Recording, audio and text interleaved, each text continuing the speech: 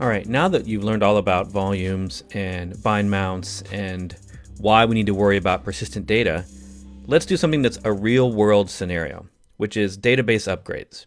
So imagine a situation where you're running a particular version of a database, let's say Postgres, and you're needing to update the patch version because maybe there's a security fix or a bug fix or something, and normally on a system, you would just update the software. You do a package management system update or upgrade, and it would handle all the updates of the libraries and everything by itself.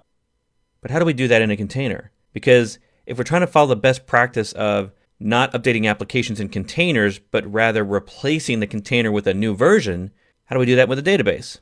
So what you're going to do for this assignment is you're going to use Docker Hub to get you some info around updating the specific version of Postgres. And we're going to start with you specifically creating a container using version 9.6.1, which is an older version.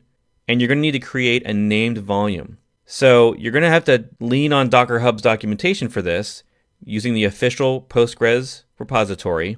And you'll need to go into the Docker file for that specific version and learn what the volume path needs to be. And then you can name your volume whatever you want on the left side, but remember that colon on the right side of it, that has to be the path where the actual databases are going to be in the container.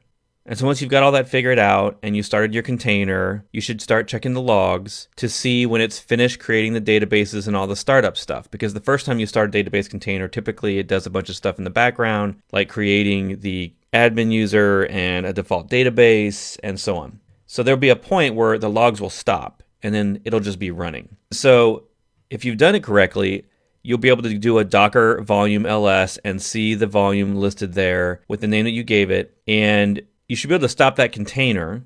And then you're going to create a new container with a new version.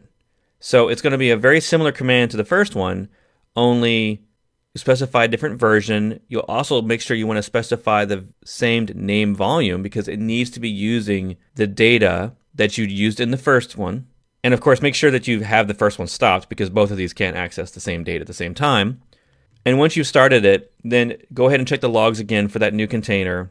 And what you should see is that it only has a couple of lines of startup logs because it doesn't have to do all the work of the initial startup. That's kind of how you know it's using the same named volume, is that the second time it starts up, it may only have 4 or 5 log entries. And so this is a real world scenario. You'll do this if you ever run production databases or anything that you need to keep current. But do note that most database systems don't do major upgrades automatically. It usually requires a tool. With Postgres or MySQL, there's a separate tool for each one of them that you have to run. So this is really just about upgrading the patch versions or that last number, which doesn't require schema changes or any major updates to the data code itself. And like before, if you get stuck, no worries because this is a new thing and it may not be that clear in Docker Hub. So if you get stuck at some point and Docker Hub isn't helping you out, just check the next lecture, which is me going through this same exercise as I would do it. Good luck.